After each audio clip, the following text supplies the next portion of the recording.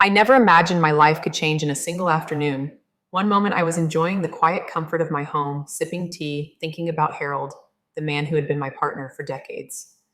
The next, I was trapped inside a commercial freezer, the cold gnawing at my bones with only one thought racing through my mind. Betrayal could come from the people closest to you. My name is Dorothy Whitman, though everyone calls me Dot. At 69, I had built a life of careful planning, financial independence, and resilience. But nothing, not even my instincts honed over decades, could have prepared me for the woman who would try to destroy me for money, for a fortune she could never earn. 6 months before that terrifying day, I believed I was lucky. My son Michael had moved in with his new wife, Cassandra, to care for me after Harold's passing. At least that's what I thought. Cassandra was sweet, polite, helpful, perfectly polished in the way that made you trust her before you even had a chance to notice the cracks. The truth began to reveal itself in subtle ways. I overheard her once speaking urgently on the phone about my estate. $99 million, she whispered.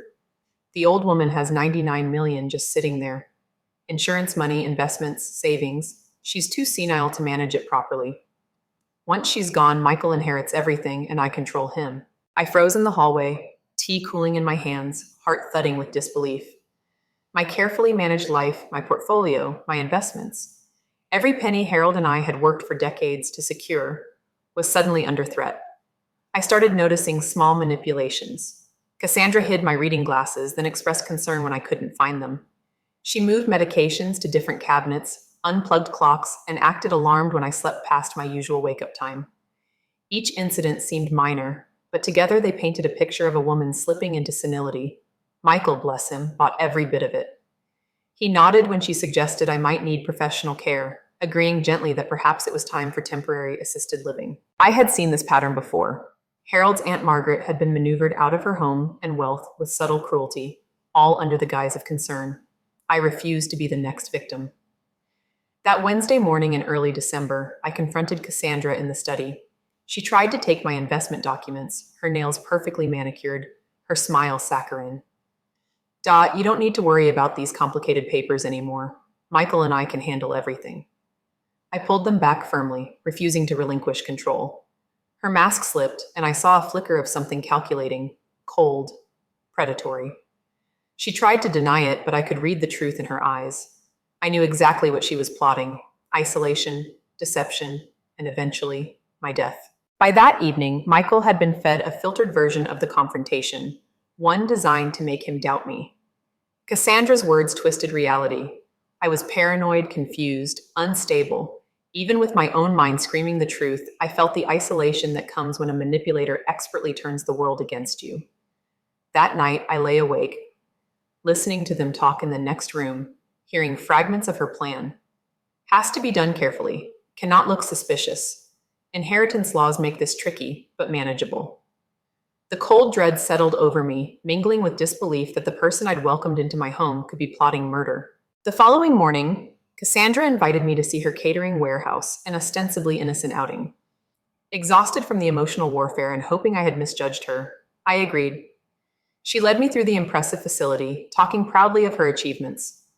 It wasn't until we reached the massive walk-in freezer that her plan revealed itself. You always said I was cold, she said as she shoved me inside.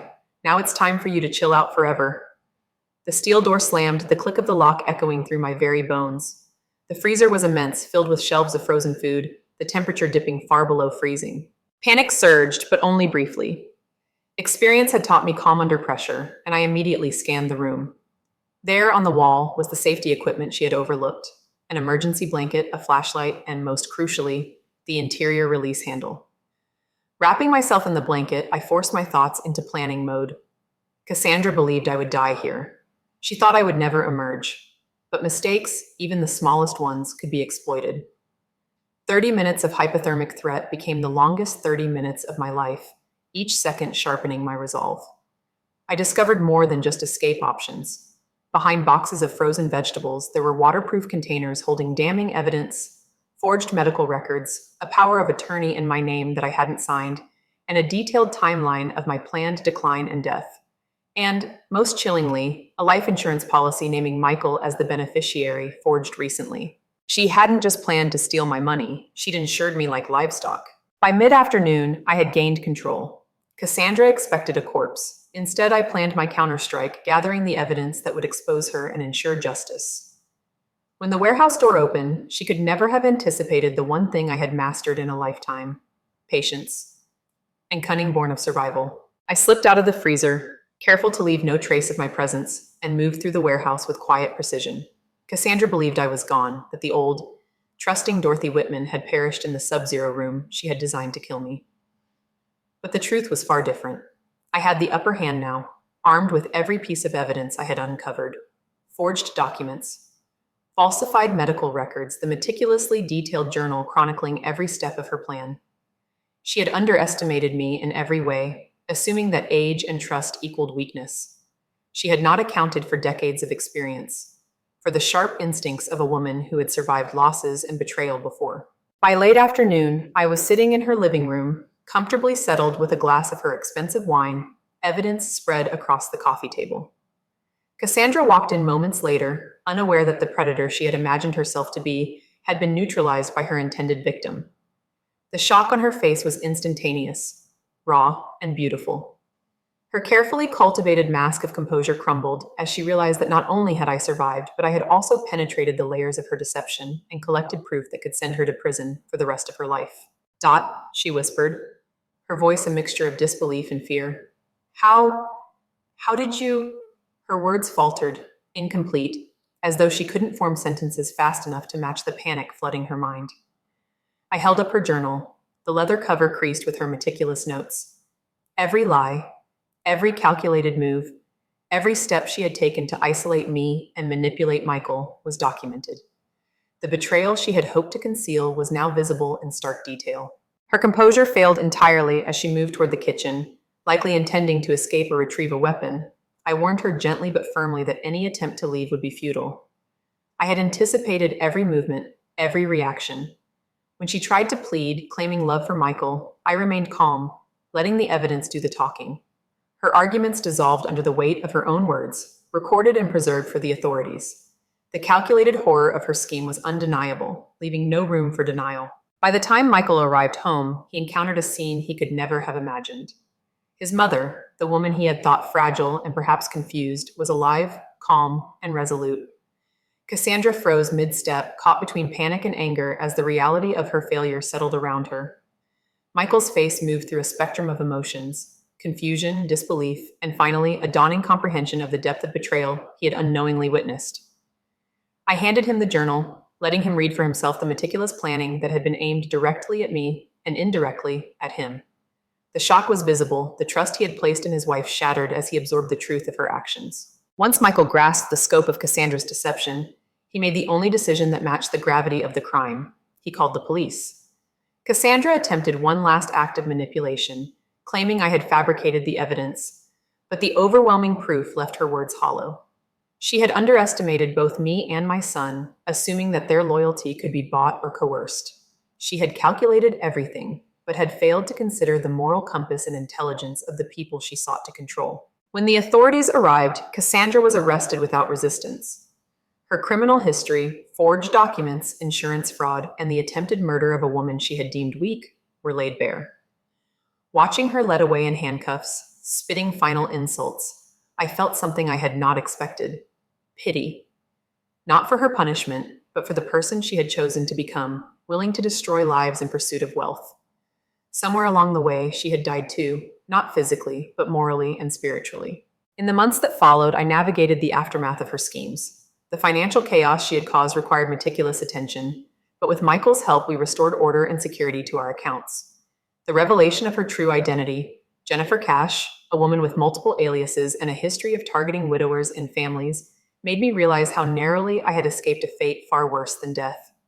Each step of her plan, every document forged, and every manipulation uncovered underscored the danger of blind trust, even within one's own family. I also began to reflect on my life, the instincts I had often questioned, and the lessons that survival had taught me.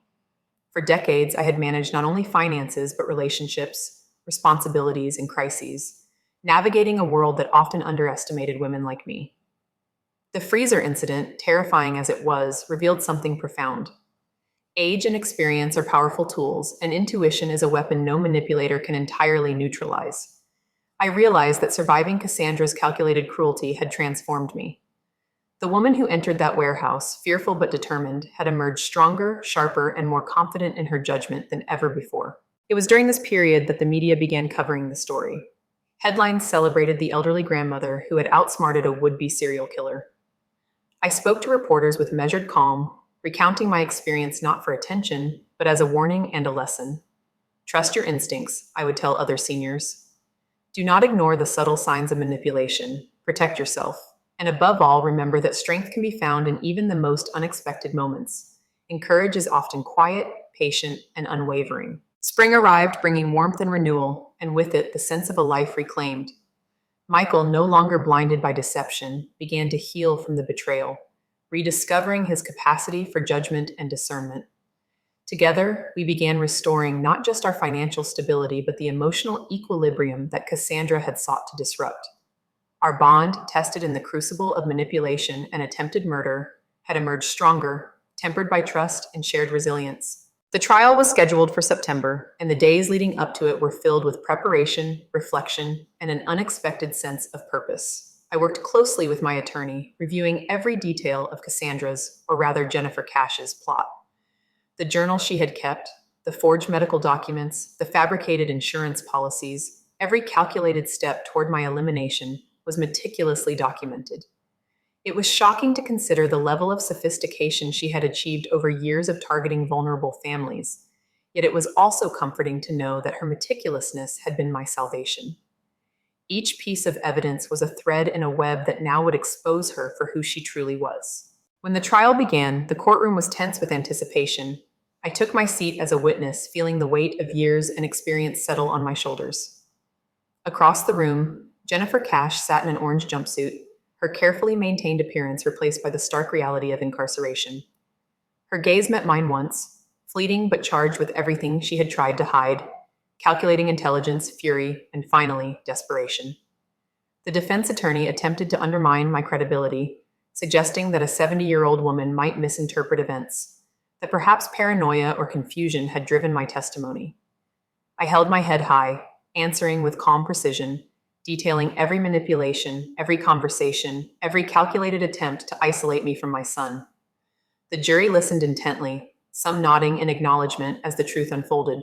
The strongest moment came when the courtroom played the recording from her warehouse call to 911. Her voice, cold and meticulously crafted to suggest my accidental death, echoed through the room. I watched the faces of the jury as the reality of her deceit hit them. Michael, sitting beside me, visibly struggled with the betrayal. His confusion turned to shock and finally to understanding as he realized how fully he had been manipulated. Watching him process the truth, his love for her colliding with the undeniable evidence of her crimes, was both heartbreaking and vindicating. In addition to the attempted murder, the prosecution presented the extensive financial fraud, the forged documents, and her long history under different names. Jennifer Cash's life, as it turned out, was a meticulously constructed series of manipulations and murders, each designed to exploit widowers and wealthy families. The evidence was overwhelming. Even her own attempts to argue insanity crumbled in the face of the methodical documentation she had left behind. The jury had no choice but to see the pattern. This was not a crime of impulse or mental instability. It was a business of deception and death. Outside the courtroom, the world reacted with fascination and horror. The media coverage was intense, but I took it all in stride. The focus for me was on the lessons learned and the lives potentially saved by my survival. I spoke to reporters carefully, emphasizing vigilance, intuition, and the need for older adults to protect themselves against manipulative schemes. My story became more than just a sensational headline. It was a cautionary tale, a guide for families, and a testament to resilience. Meanwhile, Michael worked tirelessly to repair the financial damage. Cassandra, or Jennifer, had left a trail of fraudulent accounts, forged checks totaling nearly $50,000, and access to investment accounts she had manipulated. With my guidance, he began untangling the web, meticulously restoring order and security. His transformation was remarkable. The boy who had once trusted too easily was now a man of discernment, determined not to let greed or manipulation harm those he loved again. Together, we rebuilt not just finances, but trust and emotional stability. As the trial concluded, the jury returned with a verdict that was almost anticlimactic in its certainty: guilty on all counts. 7 first-degree murders, multiple counts of fraud, attempted murder, and forgery. All convictions sealed Jennifer Cash's fate. She would spend the rest of her life behind bars, her freedom permanently revoked. I watched as the court acknowledged the magnitude of her crimes, as the pattern of manipulation and murder she had perfected over a decade was publicly revealed. The relief was profound, but so was a quiet sadness for the lives irreparably affected, for the families left to cope with her destruction. In the weeks that followed, I took steps to ensure that her victims' families received restitution through legal channels. The uncovering of her storage unit in Denver, filled with trophies of her crimes, wedding albums, jewelry, forged documents, and over $2 million in cash and gold coins, allowed a measure of justice for those whose lives she had devastated. While money could never replace lost lives or trust, it symbolized accountability and the possibility of recovery. Through it all, I reflected on the transformation I had undergone. The woman who had once been cautious, careful, and perhaps a little too trusting had emerged stronger, sharper, and more self-assured.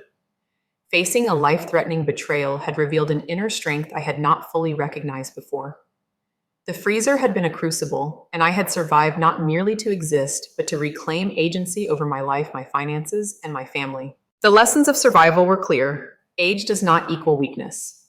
Trust, while valuable, must be balanced with discernment. And perhaps most importantly, no one else should dictate the value of your life or the measure of your autonomy. I had learned to trust my instincts, to act decisively, and to protect myself. And in doing so, I had saved not just my own life, but potentially many others. Spring arrived early that year, and with it came a sense of renewal I hadn't felt in decades. My garden, once a simple retreat, now felt like a sanctuary, a symbol of resilience and continuity. Michael had temporarily moved back home to help reorganize our affairs, his presence both reassuring and bittersweet. The boy who had blindly trusted his wife was now a man learning the difficult art of discernment. Together, we worked through the financial aftermath of Jennifer Cash's crimes, untangling her web of fraud, closing compromised accounts, and securing our investments.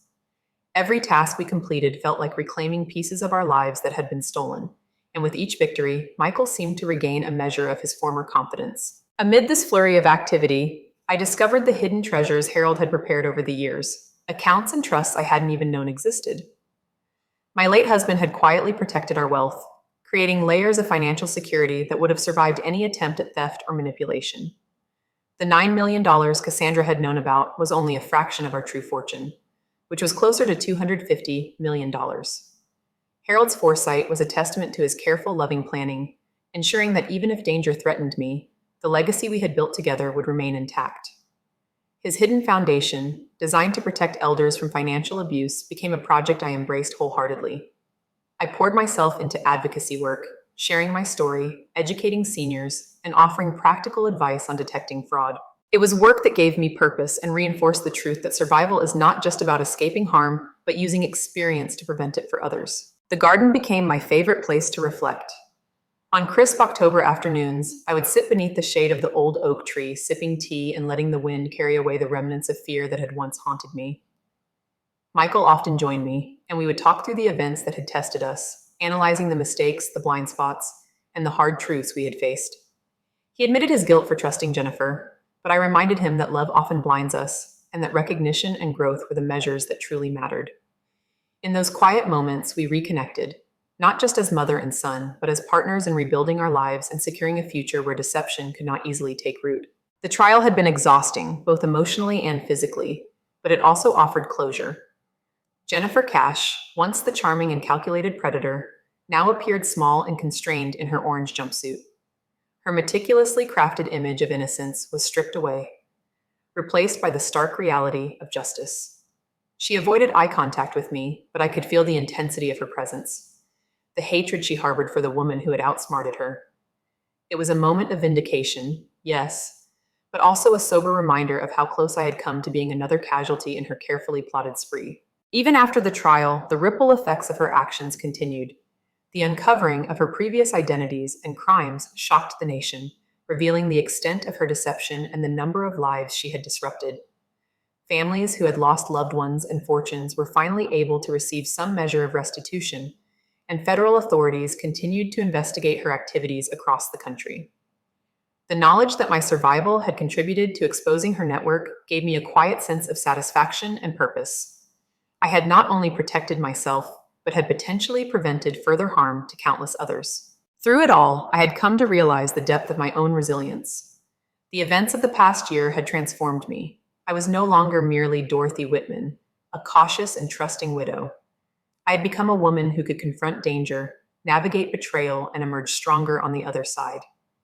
The near death experience in the freezer, the emotional manipulation by someone I had once trusted, and the painstaking reconstruction of my finances had all forged a new confidence within me. I understood, more deeply than ever, that age does not equate to vulnerability, that intuition is a powerful tool, and that vigilance is essential in protecting oneself from those who would exploit trust. As Michael and I sat together in the garden, the sunlight illuminating the vibrant colors of late spring blooms, I reflected on the journey we had endured. We had faced deception, danger, and near loss, but through it all, we had found resilience, clarity, and justice. The woman who had once been underestimated, who had been treated as frail and incapable, now stood fully empowered.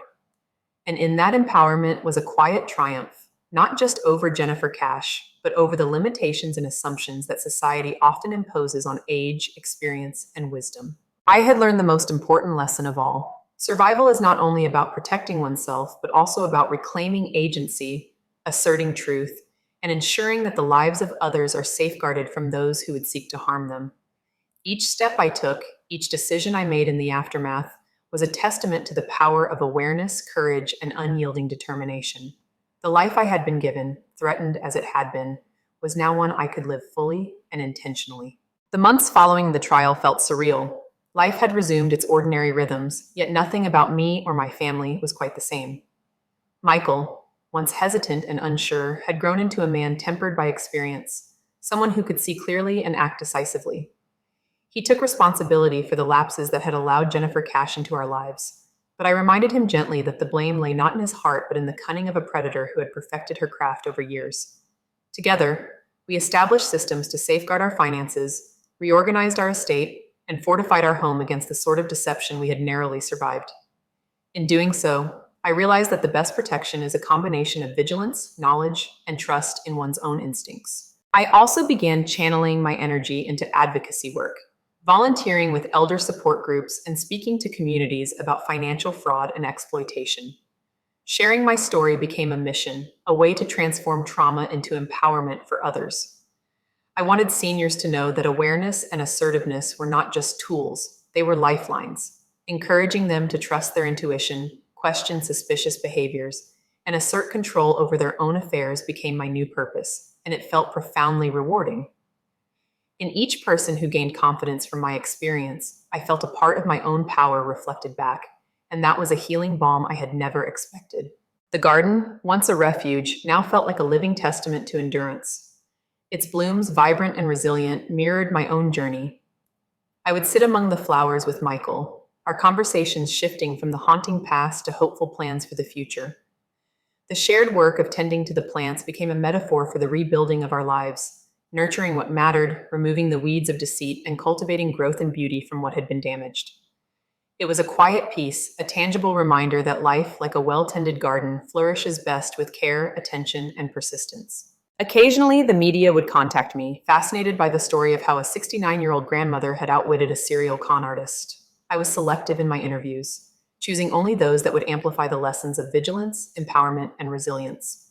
I wanted the focus to be less about the drama of the events and more about the practical truths they revealed. Trust your instincts, I would say, and never allow the assumptions of others to diminish your voice. These interviews became opportunities to advocate, to educate, and to remind the world that age is not a vulnerability, but a wellspring of experience, insight, and strength. One October evening, I found myself reflecting on Harold's careful planning. His hidden accounts, trusts, and the foundation he had established revealed a foresight and dedication that I had always known he possessed but had never fully appreciated until this trial tested me.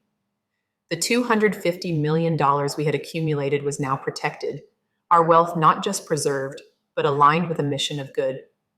I felt a profound gratitude for his wisdom and foresight, And it was clear that our legacy was not in numbers alone, but in the values of vigilance, justice, and generosity that we had cultivated together. I had learned that true protection is both practical and ethical, a combination of foresight, preparation, and moral clarity. Looking back, I realized that the ordeal had changed me in ways that no trial, no legal victory, and no restoration of stolen assets could fully capture. I had confronted betrayal at its most intimate level, faced mortal danger, and emerged not just alive, but transformed. The woman who had been locked in a freezer, threatened by greed and malice, was gone. In her place stood someone stronger, more discerning, and unafraid to assert her agency. The lessons of courage, discernment, and self trust were no longer abstract. They were lived truths, engraved in the rhythm of my days and the texture of my relationships. And in this reflection, I understood the most important truth that resilience is not merely surviving hardship, but reclaiming life on your own terms, refusing to let fear dictate your actions, and using every experience, painful or empowering, to safeguard yourself and others.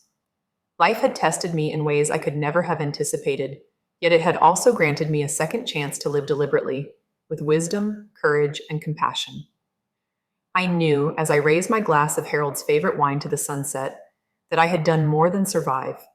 I had transformed danger into empowerment, fear into clarity, and betrayal into a lesson that could protect countless others. For anyone watching this story, remember, trust your instincts, value your experience, and never allow anyone to diminish your voice or your worth. Life will challenge you, and sometimes it will push you to the edge. But within you lies the strength to reclaim control, assert your truth, and emerge stronger than you ever imagined. My story is proof that age, experience, and courage together are formidable forces against deceit, and that the second chances we earn are treasures beyond measure. If this story inspired you, please like, share, and subscribe, and don't forget to comment below with your own experiences or lessons learned. Your voice matters, and together we can help protect and empower each other.